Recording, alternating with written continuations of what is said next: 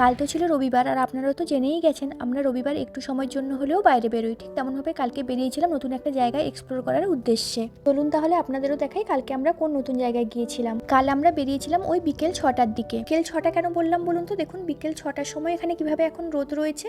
এখন না 7:30টার সময় এখানে সানসেট হয়, আর কয়েকদিন পরে তো 8টার পরে এখানে সানসেট হবে। এই হোক, আমরা পৌঁছে গেলাম ইউসং হট স্প্রিং স্পাতে। জানেন তো, কথিত আছে আগেকার দিনে রাজপরিবারের লোকেরা, ধনী লোকেরা এবং সৈন্যরা এখানে আসতেন রিল্যাক্স করার জন্যে। পরে ধীরে ধীরে সবার জন্য এটি ওপেন হয়ে যায়, আর এখন এটা তেজনের আইকনিক টুরিস্ট স্পট হিসেবে বিখ্যাত। এবার চলুন এখানে কি হয় আপনাদের দেখাই। যে জায়গাটা দেখতে পাচ্ছেন, এখানে এসে সবাই না জুতো মোজা খুলে পা পরিষ্কার করে নেন, তারপর ফুটস পায়ের ধাপে বসে পা গরম জলে ডুবিয়ে রাখেন। কিন্তু এই গরম জল কিন্তু মেশিন দিয়ে হিটেড করা না, মাটির অনেক গভীর থেকে ন্যাচারালি হিটেড মিনারেল ওয়াটার এখানে উঠে আসে। আর এইভাবে 20 থেকে 30 মিনিট বসলে বডি কিন্তু অনেক রিল্যাক্স লাগে। জানেন তো, এখানে অনেকেই বিলিভ করেন যে এই হট স্প্রিং ওয়াটারে মিনারেল থাকায় এটি বডি সার্কুলেশন ইমপ্রুভ করে, ফুট পেন রিল্যাক্স করতে হেল্প করে। তো এখানে লোকাল কোরিয়ানরা অফিসের পরে কিংবা উইকেন্ডে এসে চিল করেন। আমরাও না এখানে যাওয়ার আগে জায়গাটি সম্পর্কে একটু জেনে গেছিলাম এবং ভেবেছিলাম গিয়ে পা ডুবিয়ে একটুক্ষণ রিল্যাক্স করব।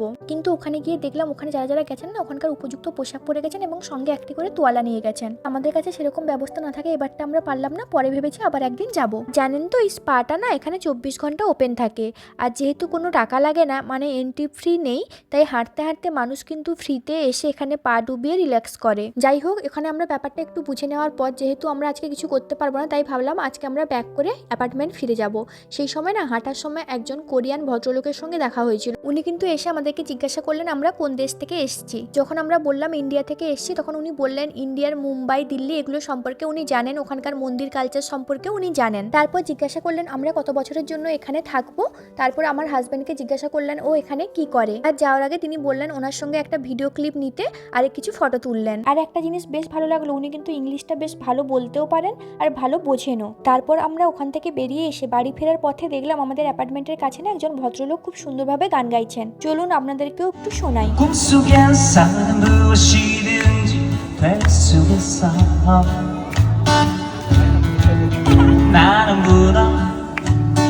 এখানে তো অনেক ফুড ট্রাক ছিল, ইয়ার চোখের সামনে এত ভালো ভালো খাবার দেখে না খেয়ে বাড়ি ফেরা যায় বলুন তো? তাই আমরা চলে গেলাম চিকেন স্টিক খেতে। আর এত ভিড় ছিল যে বসার জায়গা পাইনি, তাই দাঁড়িয়ে দাঁড়িয়ে আমাদের খেতে হয়েছে।